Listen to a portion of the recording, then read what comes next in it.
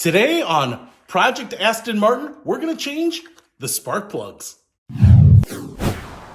What's happening, Panda Nation? Peter Von Panda. I'm out here in my garage with my Aston Martin DB7. This is the inline 6-cylinder, so 6 cylinders means we only have 6 spark plugs, and I'm going to change those because I actually have a check engine light on, and while I have not checked the code lately, it was at one point a misfire, and the engine does run rough. When you drive it, it's just a little rough. It's not that bad, but I wouldn't be surprised if it has detected a misfire at some point. We've all had them.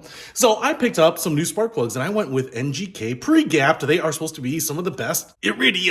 And one of the things that I love about NGKs is when I've used them, man, they have just performed great. Cars have run absolutely fantastic with them, so I thought I would spare no expense and go with these. But, like I said, if this were the V12, it would have doubled my cost on spark plugs, but it didn't. Only 6.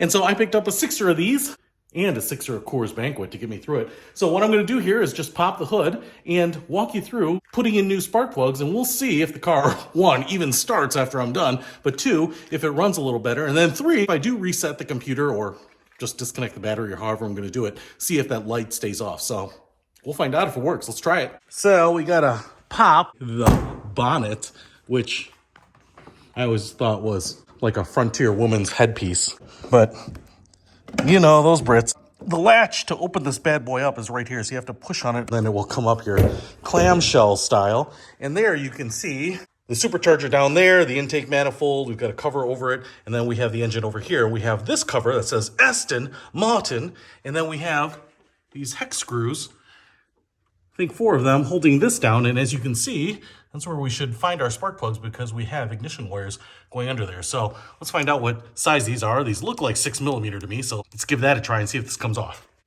And I was wrong. They actually seem to be 5mm, so we'll just take all 4 of these off. So my first mistake, and luckily it is not a job-ending one, is that there is another bolt on either end of this. So not 4 bolts, 6 bolts. Let's get those off.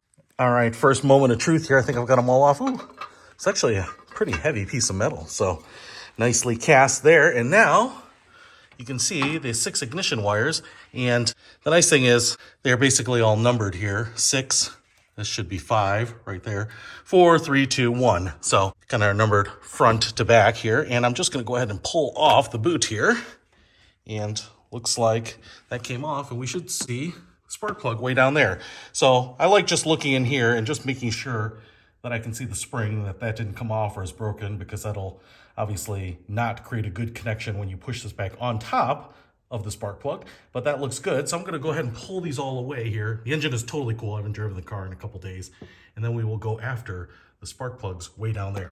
Now I have a socket here, a deep well socket, but this is 4 spark plugs. Some of these have like a rubber grommet in there to hold it on. You can kind of hack some stuff with tape if you need to, but I like this because it's magnetic. Now, the other thing is I've got some different sizes here, and this one says American 9/16. And my little hack here is I'm just gonna take one of the new spark plugs and see if it fits in here, because it should be basically the same size as the ones I'm about to take out, and you can see perfect fit. So I'm going to go ahead and take this out and then use it to remove all the existing spark plugs. And while I can reach it with this, just to give myself a little extra clearance, I'm going to save my back too, I'm going to use a short extender here to just give myself a little bit more of a favorable working angle.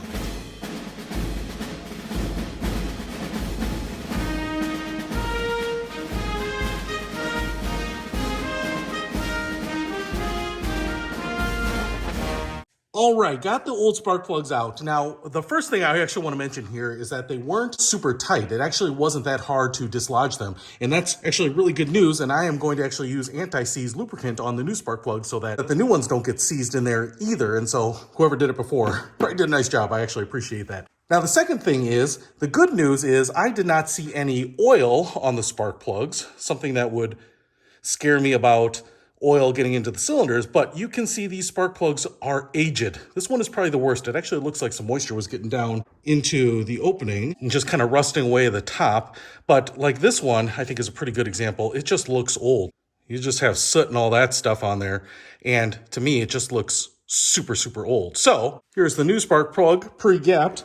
And all I'm going to do here is, before I put these in, I'm just going to use a little anti-seize on the threads itself. Put a little spot of that, usually put it down pretty low on the threads. If you have your gloves on and your PPE, you can smear that around with your finger a little first, and that will just make it that much easier to get these out in the future. So now my other tip here, especially since this wobbles just a little bit, is I hand start the threading on these spark plugs. I want to make sure that it's in there. I'm not cross threading or anything like that.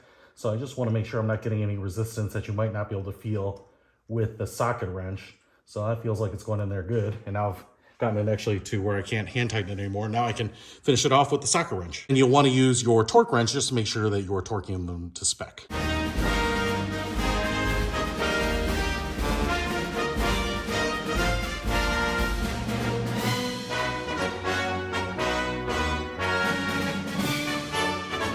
And now we're just going to reverse everything that we've done. I'm going to put on these ignition coils again.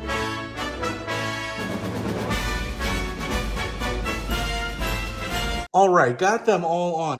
Now before I put the cover back on and act like it's a done deal, I want to see if this moron got this right. So hopefully everything will fire up, and if I do have any rough running, then I'll have to start looking at the ignition wires. But if it does fire up and is running and seems pretty smooth, then we might be pretty close and I can put everything back together. So let's fire it up before we close it up. Here goes nothing.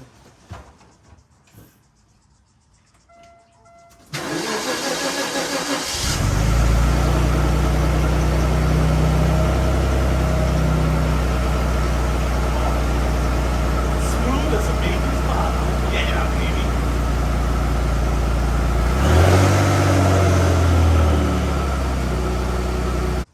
All right, guys, so just fired it up, and I can tell you right now, dude, it is idle smooth. I can't even feel the engine running other than hearing it and smelling the exhaust coming out and stuff like that. But it was definitely lumpy, kind of rumbly on the low end, and I didn't know if that was just the nature of the car, but it is smooth as glass. Like I said, you can't even tell the motor's running. So that is a great result. Everything is up. Obviously now I've got to reset that engine light, but it also allows me to go ahead and close up that cover here, redo those 6 hex bolts, and call it a day.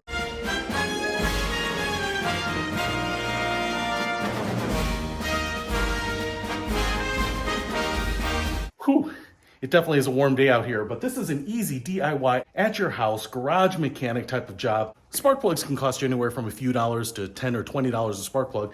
So if you have the tools and a little bit of that anti-seize lubricant, man, this is something that you can do in your own garage. So it has made a big difference in this case. This is something, even if the car didn't have a check engine light on, I would have replaced those anyways. And I can tell you that from running and idling the engine before to after the spark plugs made a huge difference. So if you want to pick up the spark plugs for this, the i6 Aston Martin DB7, I'll put a link to those in the description below. But even if you have another car, I'll put links to the Amazon garage in the description with it. So hopefully now you'll feel more comfortable by wrenching every once in a while. Today's Project Aston Von Martin is done. Peter Von Panda, out. We can discover more and explore so much deeper. We can live better than ever thanks to Peter. Peter Von Panda. Peter Von Panda. Today? Huh? Today or tomorrow?